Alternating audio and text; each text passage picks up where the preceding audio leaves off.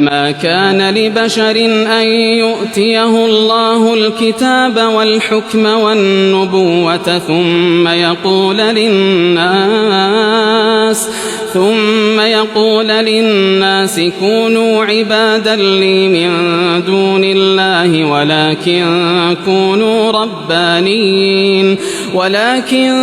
كونوا ربانيين بما كنتم تعلمون الكتاب وبما كنتم تدرسون